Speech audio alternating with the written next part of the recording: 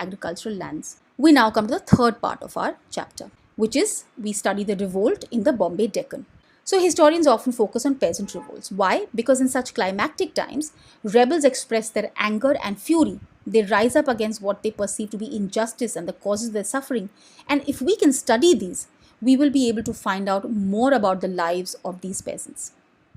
So if we try to understand the premises of their resentment and peel off the layers of their anger, we get a glimpse of their life and experience which is otherwise hidden from us.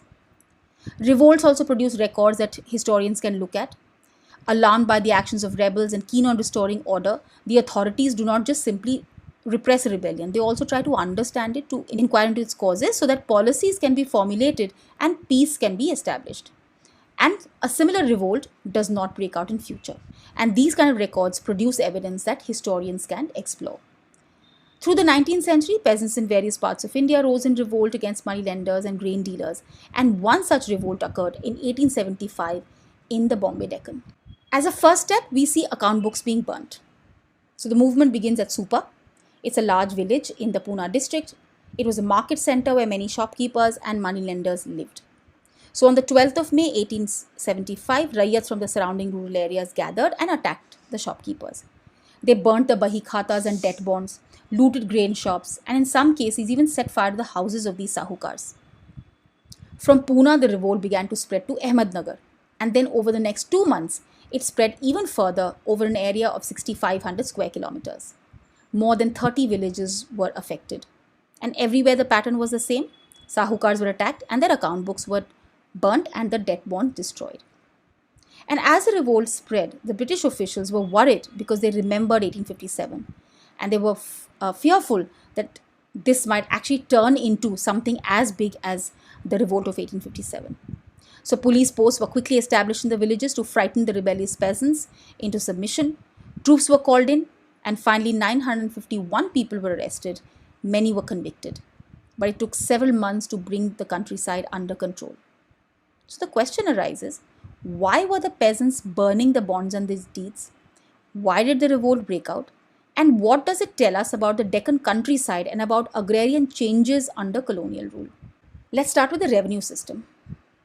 Just as the permanent settlement was established in the Bengal region, revenue settlements had to be established in other parts of India as well. But the permanent settlement was rarely ever extended to any region beyond Bengal. Why was that? So this section you can treat as disadvantages of the permanent settlement. So after 1810, when agrarian prices were rising across the country, including Bengal, and increasing the value of harvest produce, this helped enlarge the income of the Bengal zamindars.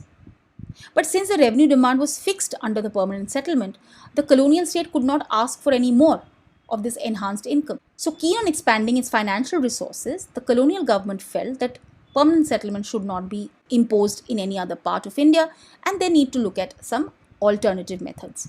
So in territories annexed in the 19th century, temporary revenue settlements were now being made. So when officials devise policies, their thinking is deeply shaped by economic theories that they are familiar with, and by 1820s, the economist David Ricardo was a celebrated figure in England.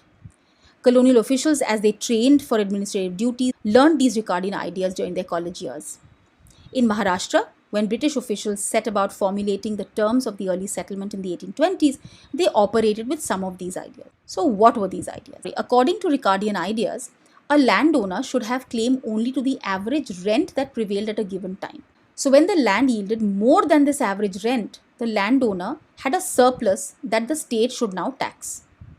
If this tax was not levied, the cultivators would turn into rentiers and their surplus income would most likely not be productively invested. Why is that? Because they would sublet their lands to other tenants, and there'd be further subinfeudation of land. And by the time the smallest peasant is part of this, he's actually left with no resources to improve the land. So in the British view, the zamindars in Bengal seem to have turned into such rentiers where they leased out this land and they lived on the rental incomes. It was therefore necessary, the British officials felt, to have a different system. So they introduced what is called the Rayyatwai settlement in the Bombay Deccan. The revenue settlement was not established with the zamindar as in Bengal, but directly with the peasant or the Rayyat. The average income from different types of soil was estimated, and the revenue paying capacity of the Rayat was assessed, and a proportion of it was fixed as a share of the state. And according to the Rayatwari settlement, the lands would be resurveyed every 30 years and the revenue rates would be increased. So revenue demand would no longer be permanent. So again, because revenue demand would be fixed for 30 years, again officials miscalculated and established the revenue demand extremely high. 1820s also saw failure of rains and poor soil conditions, and peasants began to abandon their lands and migrate since they were unable to pay the high revenue demand and they were getting deeply crushed under indebtedness.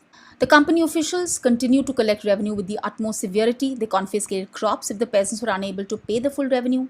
They imposed fines on the entire village also. Prices of agricultural products were falling sharply after 1832, and because prices were falling, the peasants were unable to recover sometimes even their cost of agrarian production. This leads to further decline in peasants' income.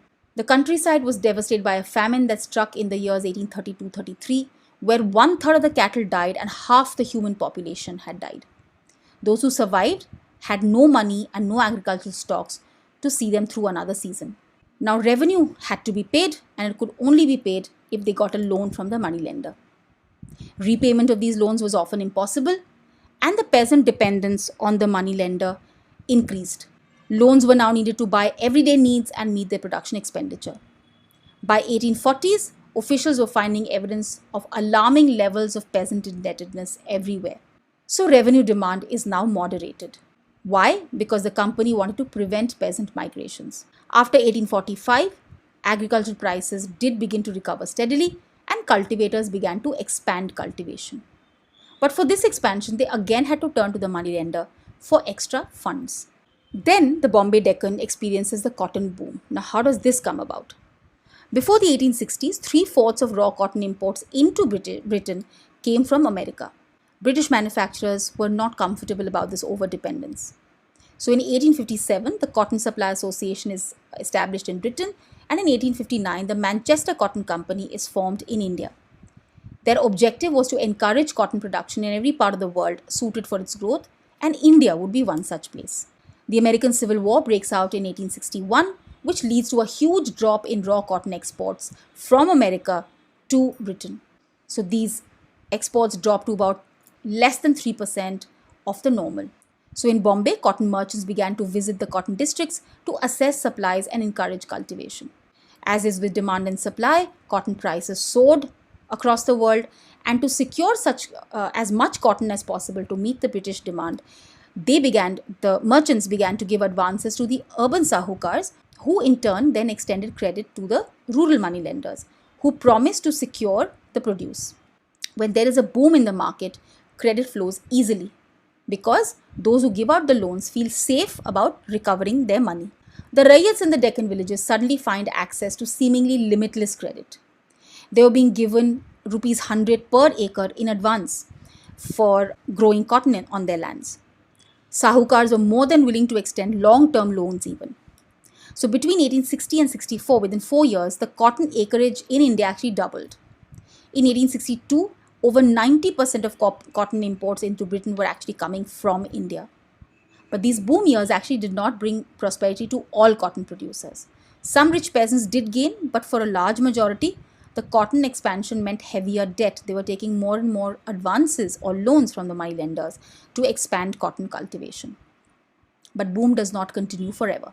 The American Civil War ends in 1864, and cotton production in America revives, and Indian cotton exports to Britain begin to decline steadily.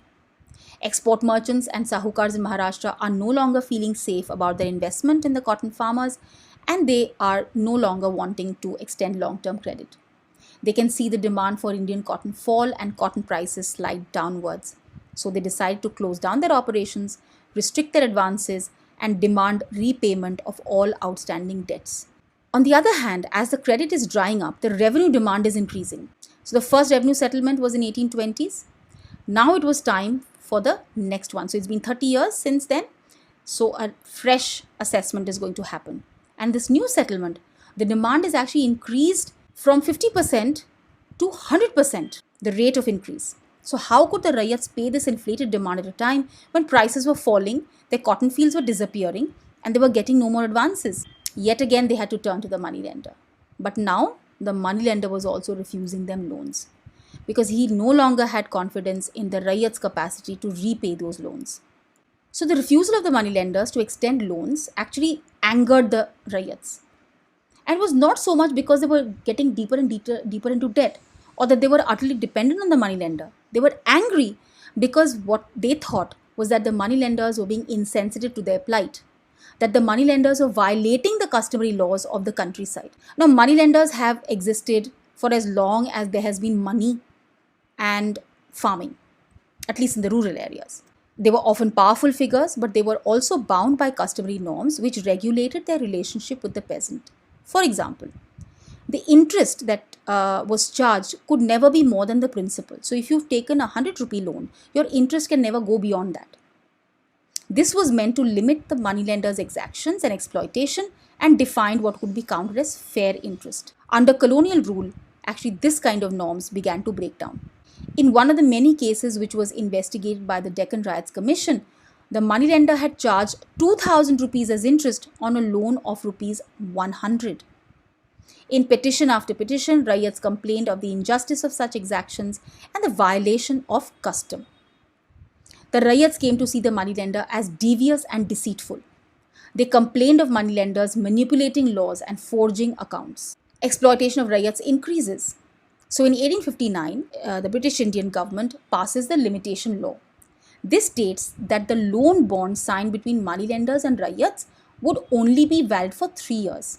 So in 3 years, whether the loan has been repaid or not, the bond becomes unjusticiable. This law was put into place to check the accumulation of interest over time so that you would not have a ridiculous situation where you're paying 2000 rupees interest on a 100 rupee loan. But the moneylender turned the law around, forcing the Rayat to sign a new bond every 3 years. So when the bond was signed, the unpaid balance, that is the original loan that accumulated interest, was entered as the principal on which a new set of interest charges was calculated. So let's say you've taken a loan of 100 rupees and the interest has accrued to, let's say, about 90 rupees. 3 years are up. Money has not been paid. So what the moneylender does is makes a new principal as 100 plus 90, 190 rupees.